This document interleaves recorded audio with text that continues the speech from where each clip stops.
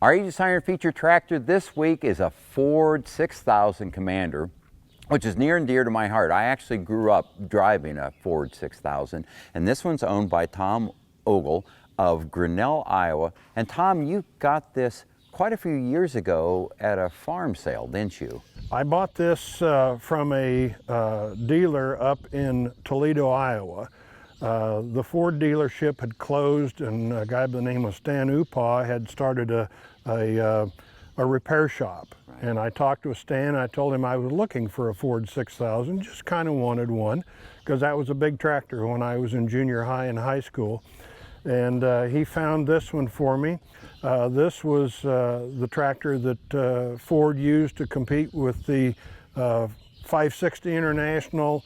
Early on competed a little bit with the 4010, but really not, because it didn't have the horsepower that the 4010 had. Well, and this particular tractor is the gas version. Yes. Which has kind of made it rare because most of the Ford 6000s were diesels. Right. And the diesel had more oomph and more power.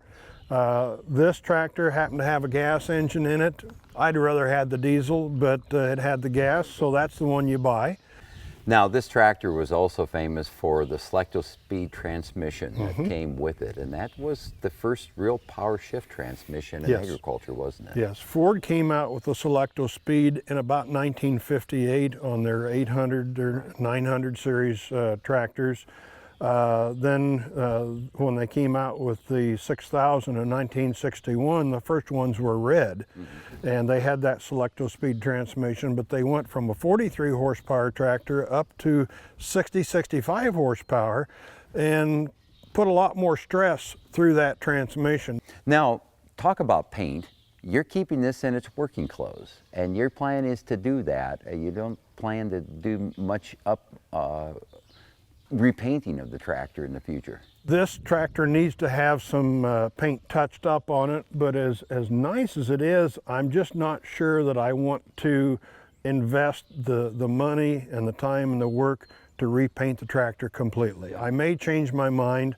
I continue to work on those oil leaks and work on them.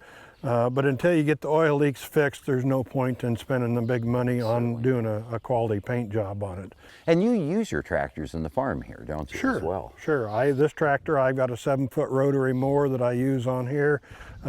Sometimes I have an implement on a tractor and I just leave it on there for a good portion of the year.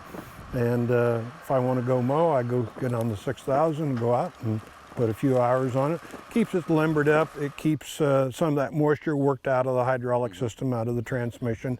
I think it's good for them. Tractors should be run a little bit. So Tom, explain to me what the difference was between the Ford 6000s I grew up with that were just Ford 6000 and the Commander. In about 1965, Ford came with a whole new line of tractors they called the 6X series tractors, and they had that Ford split grill.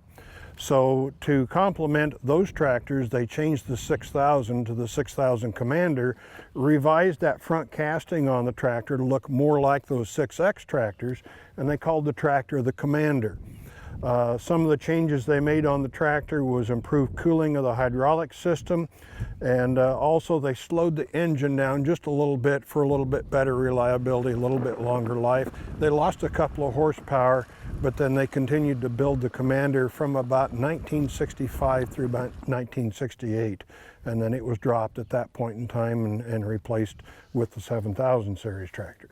Well, Tom, thank you for showing us your Ford 6000. I'll see you again next week on another Aegis Iron Feature Tractor of the Week. Hi, I'm Dave Mowitz. Thanks for watching. If you like this video, hit subscribe right here if you haven't already, and click that little bell right here to be notified when we post a new video. And click here to see more great videos.